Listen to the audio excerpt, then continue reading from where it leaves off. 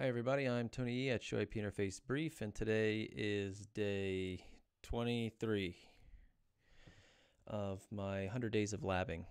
And today I'm sort of taking a back to basics approach. I'm still working on some of the trouble topics that hit me in the last foundation lab from the INE workbook, from the CCIE INE workbook, and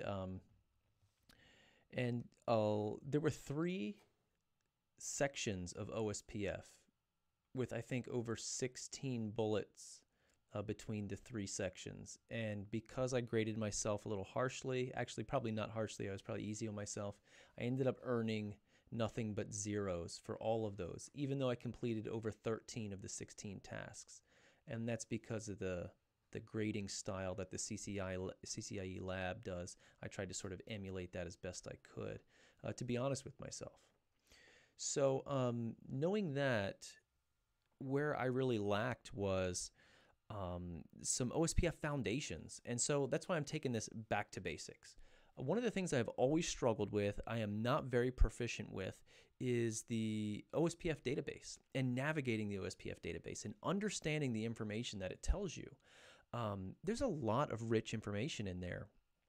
And at this past Cisco Live in Orlando, 2018, I went and saw Nick Russo, sat for Nick Russo's troubleshooting Ospf session, as well as I got to sit down and talk with him down on the, I don't know what you call that, the meadow or whatever that green grassy area was. And I told him, about my sort of deficiencies with Ospf, and I explained that, and he gave me a couple of really good examples, and something that I told him I wanted to try and strive for, that I was aiming for, is he had given an example where he had only had access to a single router in a particular network, and through the Ospf database was able to essentially draw out the entire network, was able to map it out to some degree.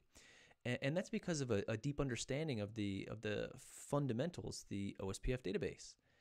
And I'm just not there yet. So today, I wanted to do that. I actually wanted to just sit down and understand the Ospf database. And actually, it has been becoming quite clear to me. I'm not an expert yet. I'm still probably nothing but an amateur at the Ospf database.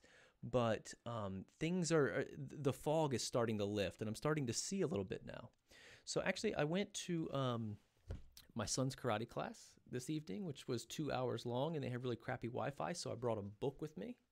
I've shown this on stream many times, Troubleshooting IP Routing Protocols. It is an old book. I think it's from 2000 or something. Copyright 2000. I opened up the Ospf section, and guys, I really love this book. It is really good for troubleshooting. That's what the book is titled. That's what it's designed for, is sort of to give you a helpful flow, a plan to troubleshoot routing protocols. It has saved my butt in production. Actually, the one time I used it, which is why I actually bought this book, because I wanted to make sure I had it on hand for the next time I get stuck somewhere. Anyhow, it also goes into Chapter 8, Understanding Ospf. This is actually a fundamental understanding of Ospf. It is breaking down LSAs, the LSA types, LSU, the packets, the headers, how they're broken up, area types, all kinds of stuff. It goes pretty deep. It shows you the show output of a router and highlights all this little details to look at. It tells you what things mean, how LSAs and prefixes react, and with virtual links as they cross area boundaries, and this, that, and the other. It is really informative before it gets into the troubleshooting. So while I was at karate class, I sat down and I tried to read this book as best I could. I'm a terribly distracted person and don't have strong reading comprehension. But like most things, that is a skill too, and it's a skill you have to work on. So I try to force myself into it when possible. So I dove in a little bit while I was there, and I was just finding it just completely remarkable how clear it explains topics that I have found so difficult to understand over the years. So I was really glad to have this with me, and it really started breaking down a couple of things. So what did I do? As soon as I came home, I fired up a lab. And so I made a quick little OSPF lab that was going to explore some of the fundamental basics. I'm talking about 3 areas, 2 normal areas, 1 backbone area, and the interaction with the area types, what LSA is there, and how to navigate the OSPF database. So I thought what I would do is actually pull up the whiteboard, draw out the topology real quick, and we'll spend maybe 5 or 10 minutes just sort of exploring the OSPF database. And then we'll kind of see where I'm going to go next throughout the week with this. Maybe I'll build a more complex topology, because there are, actually I want to review the couple of elements that I got wrong on the foundation lab in the OSPF sections and see how I can actually gear my next couple of days in doing the back to basics OSPF approach into actually focusing on some of these areas. So let me pull up a whiteboard and we'll get started. Here's the topology I was working on, yesterday? Let's clear that out. So today I'm using my 6-shooter topology, so if anyone has access to the Dropbox, in there in the root folder is the 6-shooter topology. I call it 6-shooter, it has 6 routers on it. So this is the logical representation of the topology. So I did a router 1, router 2, router 3, and these guys are connected via a multi-access segment. Router 4, and then I did what I call the string of pearls, which was router 6 and router 5. Just a couple of routers in a line. So let me highlight the areas here. So this was area 123. This was area 0, and then these routers were in area 456. And I just went ahead and turned on OSPF on those interfaces. I configured, let me put myself on the other side. I configured OSPF router IDs on each router, and that was it. And I just kind of wanted to explore. So first I started off. Here on router 1. And I just wanted to do a show IP OSPF database and see what it shows me. Now I know that output is broken up into essentially the LSA types.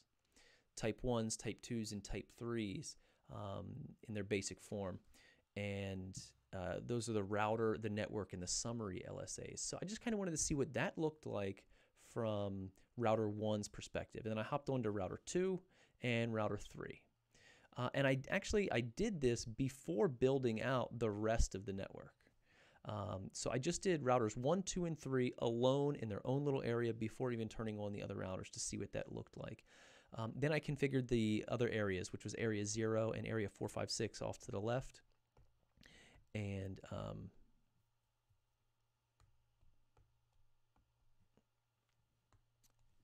then I started to explore what it looked like when we had multiple areas in the topology. So I think what I'll do is pull up the topology and take a look at maybe routers 1, 2, and 3 real quick. Here's router 1, router 2, and where's my router 3? Router 3. Router 3 up there, router 2, and router 1 down here in the bottom right. So for most seasoned networking professionals who deal with OSPF all the time, this is probably going to be stupid simple. And for any CCIEs out there who deal with OSPF regularly, this is going to be very simple. But I even kind of go back to thinking back in the CCNA and CCNP studies. Yeah, even then, I don't think I had a clear understanding of OSPF to the level that I'm going to show right now. And this is basic stuff. And it's just having to force myself to dive into it to take a look. So here on router 1, I'm going to do show IP OSPF database. I just want to take a look at what it's showing me. Okay, router 1 is only in area 123, so we're only going to see the show output and the sort of 3 LSA types from the perspective of area 123. So what we're seeing here in this first grouping, these are your type 1 LSAs, which are the router LSAs. And this is going to tell every router is going to send these out in its own area, out any interface that participates in this area. And it's going to carry all of the, it's going to be a single LSA that's going to carry all of the interfaces that are in that area. So what you're seeing here is the router ID for both the link ID and the advertising router. So how we dive into that a little bit deeper is show IP OSPF router, and then I just do a little highlight and paste. And I forgot the word database. All right, this is telling me that this is my router ID. The advertising router is router 1. I made the router IDs 0.0.0 and the router number just so I could, because it will accept that, because it doesn't actually have to be an IP address, it's really just a 32-bit numerical value. I wanted to be able to quickly visually identify which router it is. If I had used the IP addresses, which might overlap with the interface IP addresses, it just became too confusing for this basic understanding. So that's why I did that. What we're seeing down here is the designated router on this shared link has the interface of .3, so it's 10.1.123.3, and then this router's interface, which is participating, is .1. So then I would go back to show IP OSPF database, and I just kind of wanted to see what is the LSA type 2s, which are our network LSAs. Now that is supposed to be sent out only by the DR on a segment, a multi-access segment, or I guess a multi-access segment is only going to be sent out by the DR, and it's going to contain all of the routers by their router IDs that are on this segment. So let's go ahead and take a look. Show IP OSPF database, and just do a little copy and paste. I forgot the network statement every time I'm forgetting something. Okay. Here is the interface address of the designated router, all right, that's participating in this area. This is the designated router's router ID. And here are the 3 participating routers that are seen on this multi-access segment. And this is shown by their router IDs. Okay, so this is pretty cool. This tells us that for this segment, we got a /24, and that means that all of these routers, right, in order to share a multi-access segment, have to be in the same subnet. So all of them have a link which is in that subnet. So we can go back through each router. I don't know of a better way to do this, but show IP OSPF database router, and grab each one of these, and then you can see what the interface IP address is for each one.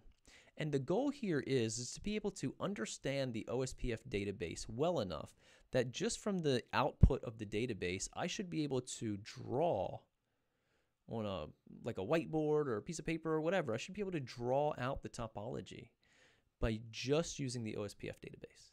Now, I've been in the networking profession long enough, not a long time, but long enough that I'm able to draw almost a very clear picture with sort of extrapolated data out of a router. So I've been part of some teams who have done a lot of migrations, and so we've had very narrow views of networks sort of at those migration points.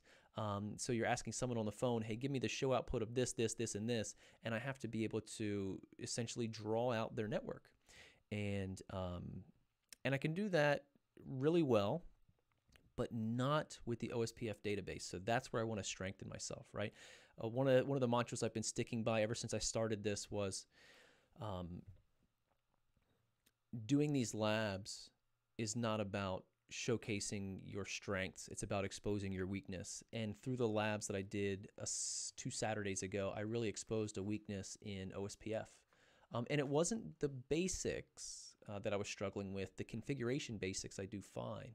But it was understanding the database and then some of these finer sort of niche corner cases with OSPF that I need to work on. So I'm building up to that. I'm starting here with the basics of the OSPF database. I want to make sure I understand it fully. I want to make sure I get the most exposure to it because I don't want to trip up on simple things in the CCIE lab. I will be kicking myself if something trips me up on the CCIE lab that is fundamentally simple. I'm not going to mind it so much if it's some, esoteric corner case that people haven't, most people don't see. I'll accept that as a failure if that's the case, but I don't want to get tripped up on the simple stuff. So I'm putting in the time to make sure that I have a very strong foundation to build on. So going around here on the database, when I just had routers 1, 2, and 3, I didn't have any summaries, right? These are going to be inter-area prefixes. And so we can see that show IP route, OSPF, we can see those as being here in the inter-area. These prefixes should match up with what these are here. So I just showed the routing table, the OSPF routes in the routing table, and this is what's being advertised from area 0 into our area 123. And so I just went around, sort of around the table here, and sort of went through the same exercise on each of the routers, even before there was other areas, before I joined them to the backbone area. And what I thought was very interesting was, and this is just sort of a rule, I guess, I've been reading this, that all the routers in an area should have the same database. And I thought, okay, that's no problem because they're all using the same shared segment. So they're all, they are all forming adjacencies with each other. They see each other. They're all sending multicast out, and they're seeing each other's hellos and everything. So I said, let me expand this topology out. And so I did, and let me see, bottom right. Let me see if I can pull up the whiteboard again. So over on the other side of the topology, over in the 456 area, I went ahead and split it up so there was, 2 separate broadcast domains, right? This was one subnet, and between 5 and 6 was a separate subnet. And I just wanted to see if LSA type 1s from router 6, would we see them over on router 4? Because in my mind, I just had the idea that because these guys, router 1, 2, and 3 are on a shared segment, they're going to see the type 1s because they all get sent out in the hellos. I guess that's not really a hello, actually. But they all get sent out on the broadcast media. And I didn't know if that was going to get forwarded through a router or retransmitted on the other side of a broadcast domain. And so I went ahead and set this up between routers 6, 5, and 4. And if I can, let me just jump over to that. 4, 6, and 5.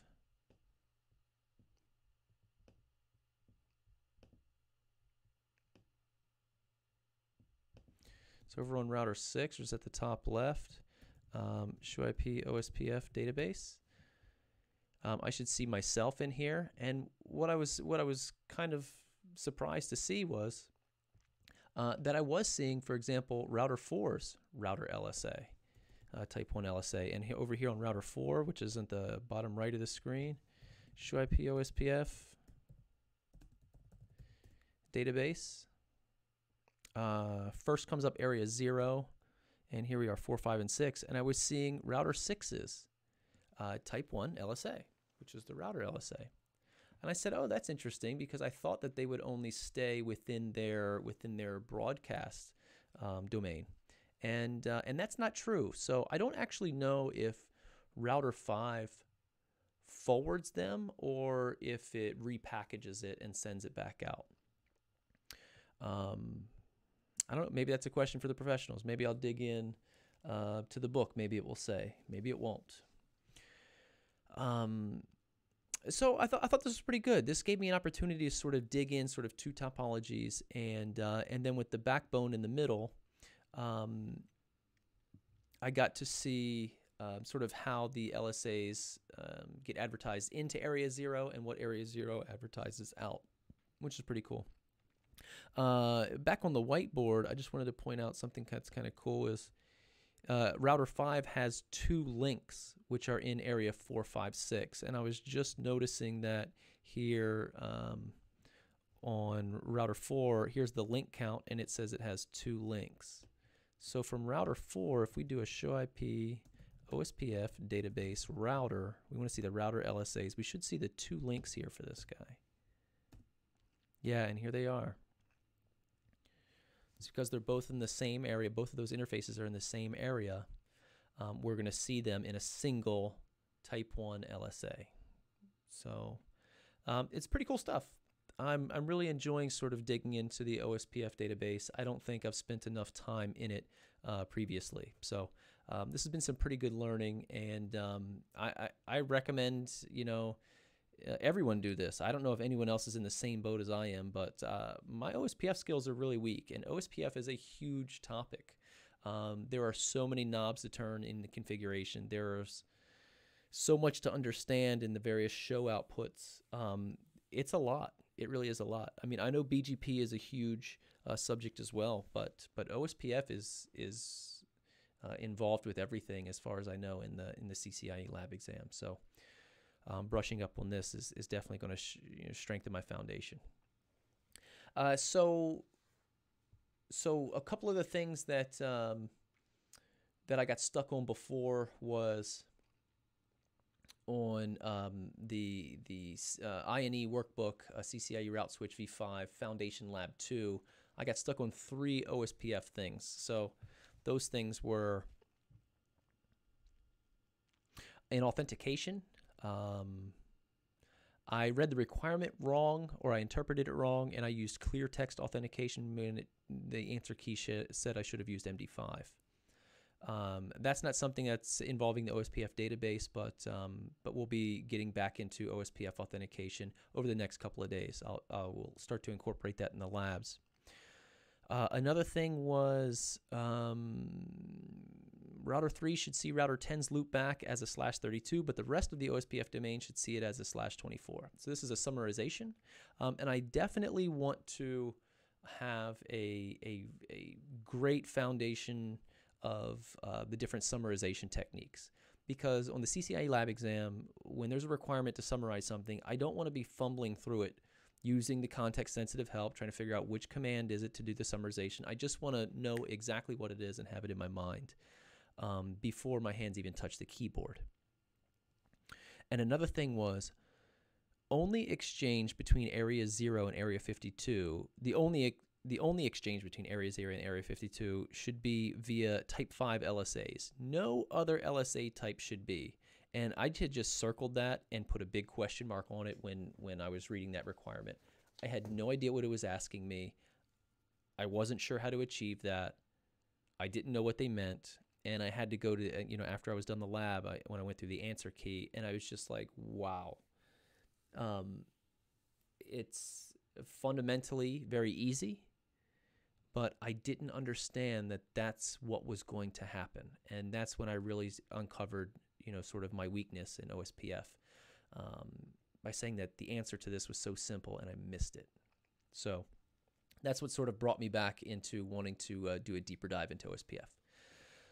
So over the next couple of days, I'm going to be doing that. I'm going to be incorporating some of these elements into some of my labs to making sure I'm staying sharp. I know there's a lot to deal with virtual links and the forward address, and there's a whole bunch of stuff. Man, the OSPF world is huge, and I'm not ready for it. Another thing was recently one of the guys who from Twitter, I forget what his name is, Stein something. Forgive me if I'm mispronouncing that if you happen to catch this video. He's in the Network Collective Slack. If you guys are into networking and want to hear some really cool podcasts about some really cool technologies, I definitely recommend the Networking Collective. So again, I mentioned talking to Nick Russo over at Cisco Live in Orlando 2018. He gave a great presentation. He built a rather large OSPF topology, lab topology, to be able to show some very corner case troubleshooting methods and stuff. And it was really good. It was some parts, I was going to say, I understood some parts. Most parts were over my head because I wasn't that strong in OSPF. Here's the topology. I still have my paper copy from the event. And anyhow, Stein from Twitter and the Network Collective Slack group, he went ahead and built that in EVE-NG, so you guys can probably do a search on Twitter and find that. I hope to be able to get to this topology, which is entirely OSPF, comprised of many areas and virtual links and DMVPN and redistribution and tons and tons and tons of stuff. I hope to be able to get to that soon. I don't know if I'll be able to get to it before my next Foundation Lab, which is upcoming this Saturday. We're going to do the Foundation Lab 3 from the INE workbook. That's August 4th, Saturday. I'm going to be doing a large lab, long stream.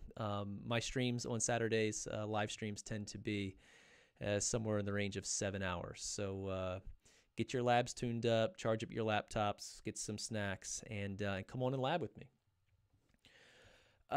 So that's where I'm at. I wanted to leave off tonight with something not 100 Days of Labbing related, but a topic that I've been involved with a Twitter conversation with. And the Twitter conversation, I don't have it up on my screen in front of me, so I'm going to misquote it a little bit. Probably just going to try and summarize, which is the conversation started off, what do you guys have in your labs? I think it may be CCNA labs. What kind of hardware do you have in your labs? And a talk went on with, I think, some recommendations as someone was looking into buying some hardware equipment to prepare for, I think, CCNA. And my recommendation was skip the hardware and just jump into GNS3. Now, I'm all EVE-NG currently, but I think GNS3 has just the right amount of administration and simplicity to be able to have someone jump right into the Cisco technologies without having to work on the administration of the environment. I think that's just the nature of GNS3. So when I actually started my Cisco career, I went on Craigslist. I found a guy selling a lab. It was like 3 routers, a couple of switches. It might have been 4. I think it was 3 switches and a hub, an old hub. I think it was a 400. And I brought it home. I turned it all on. It was really loud. Something was broken inside and was clicking in the fans, and it was obnoxiously loud. And I had Ethernet interfaces. They weren't even fast Ethernet. They weren't gigabit. It was Ethernet interfaces. These guys were really old. And they were running old images. Some of them had passwords on them, and I didn't know how to do a password reset on it. I mean, I was really just starting out in Cisco. But I thought if I could just buy the equipment, that would help me along. And the fact of the matter is that equipment sat in a closet for a long time. I never really turned it on. I never really worked with it. I didn't. And I took some Cisco classes at the community college. I don't know what you call it, the networking to prepare you for CCNA. And I forget what that's called. Not Cisco Learning Network. Foundation something. Anyhow, the entire curriculum is built around Packet Tracer. And so I was a Packet Tracer fanboy. I did everything in Packet Tracer. Now, when we were actually in class, we had gear in class. So every table could seat 3 or 4 students, and at the end of it was a rack of gear, which was like 3 routers, 3 switches, I think maybe 3 routers, 4 switches, and you would actually console into the equipment or telnet over to the equipment from the desktops on the tables. And so that's how I got my hands-on experience, starting out very early on. Before I earned my CCNA, I was just working up to it. I was all packet tracer. And it wasn't until I really joined the cybersecurity club at my community college, where I needed to start working with firewalls and incorporating some other systems and sort of building a model network to actually, test some things on for cybersecurity and getting experience in firewalls and stuff. And so that's when I got my hands on GNS3. I did some quick Googling and said you can run Cisco ASA image in GNS3, and it was kind of a hack back then. It was not nearly as easy as it is now.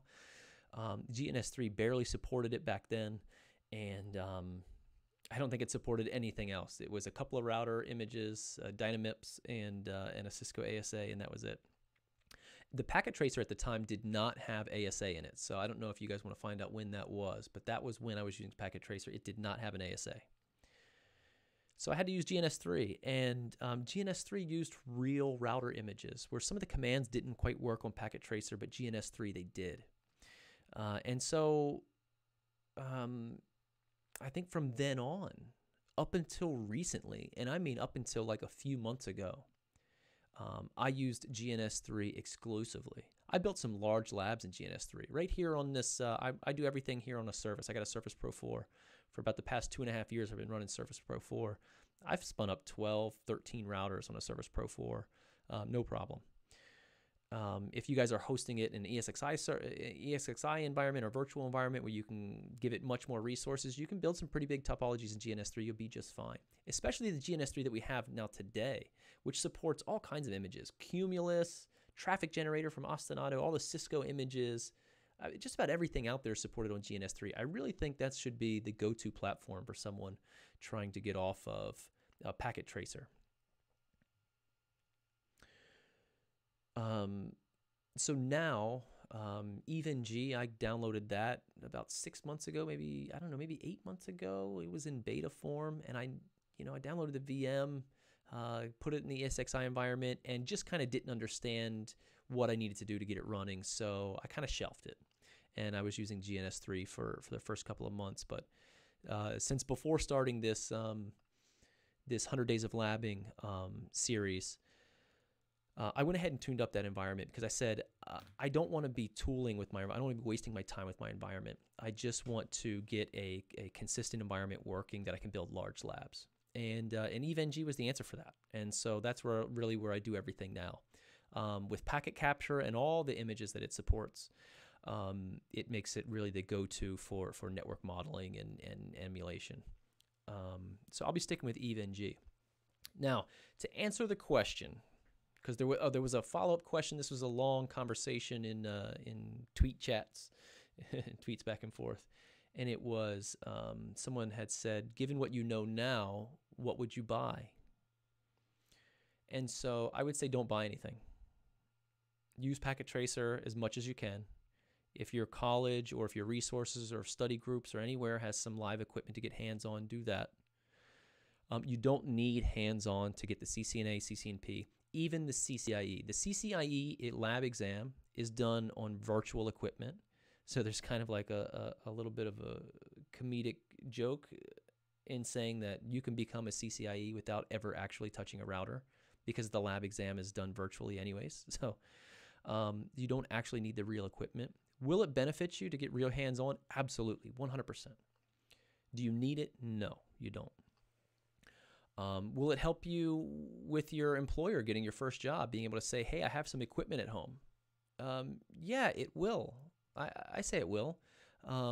That's if you're honest about what you do with it. If you say, yeah, I have a CCNA, a couple of routers at home, and a couple of switches. I've interviewed people that ask that say that in the interview, and I say, well, where are they? And they're like, oh, they're at my house. I go, no, are they in the closet? Or do you have them in a rack turned on right now? They're like, well, they're... So most people buy these sort of CCNA racks, and a lot of times they spend a lot of time in the closet. That's what happened to me. So actually what I did is at my company, someone was studying for CCNA, and they were thinking about buying some equipment, so I gave it to them. And I didn't give it to them so they could turn around and sell it. I said, look, use it for labbing as much as you want. But when you're done with it, you have to give it to the next person. And when they're done with it, they have to give it to the next person. No one's allowed to profit off of it. And I think my equipment has made its rounds through the company to many people so far. And that's really great. That's exactly what it was designed to do. So, sorry, I got sidetracked. To answer the question, knowing what I know now, what would I buy? And so I think to properly answer that, you would have to say, if I didn't have Packet Tracer, GNS3, EVE-NG, or ESXi as a resource, and no virtual images I could use, what would I buy? I'd buy maybe 2 routers. It doesn't matter the interfaces as long as it's Ethernet, and probably a switch. And some of you might be shaking your head like, well, the CCNA exam, you know, you're supposed to have like 3 switches or 4 switches because you got to do port channels. You can't do a port channel from just one switch. Yeah, I know that. But you can get your port channel experience. There's only a couple of commands to run. If you need 2 switches, get 2 switches. I mean, CCNA kits are relatively inexpensive. You can get 3 routers and 3 switches probably for less than $100 on Craigslist. I'm sort of shrugging my shoulders because I don't feel like anyone really needs it. If you really want to get down and dirty with it, get 2 switches. You can do your port channel stuff with that for basic CCNA stuff. And 2 routers. You don't really need many routers in that. And here's why you don't need many more routers. When I was starting out in CCNA, I thought, man, I bought these 3 routers, but I could only build a topology that has 3 routers. Knowing what I know now, that's incorrect. In fact, my routers only had 1 interface. And I was like, crap, I can't even build a topology because I need 2 interfaces. 1 packets go in, 1 packets come out. That was wrong. That was dead wrong. Knowing what I know now, and not at the, hey, I'm studying for CCIE, knowing what I know now, like, hey, I've been through the CCNA courses.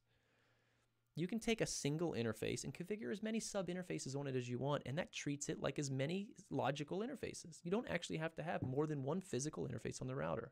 So don't spend money trying to buy extra modules or stuff like that. You don't really need it. Use sub-interfaces. Okay, I will tell you, I actually built an entire topology as an experiment one time for work where I had 1 router and 1 switch. And I had to make it look like it was 10 routers. I did that using VRF Lite. That was a fun project. I had to do it for work to capture a certain kind of PCAP. And with VRF Lite. And the reason I bring that up is I'm using 1 router. I'm treating it like 10 different routers. So what can you really get away with? It's just kind of like whatever you're comfortable with, whatever you really want to buy. Can you get away with 1 router and 1 switch? You can do most things on the CCNA. Yeah, you can. Except in order to do that, you have to have more than CCNA knowledge and experience, because you deal with things like VRF Lite and introducing routing protocols with VRFs that you just don't get exposure to in CCNA. So it's sort of a catch-22. If you have to buy equipment, go on Craigslist. Make sure when you're buying it from someone, you do it in like a well-lit, secure area. You know, practice OPSEC when possible. Don't get yourself in a bind. And I really don't trust eBay. I know there's a lot of reputable sales out there on eBay. People selling CCNA kits. I can't speak for them. I've never done it. And when you're done with your lab, if you've spent less than $100 and you can spare it for somebody else, give your lab to someone else who can't afford it. It will mean the world to them, and it will really help the community, help the networking community.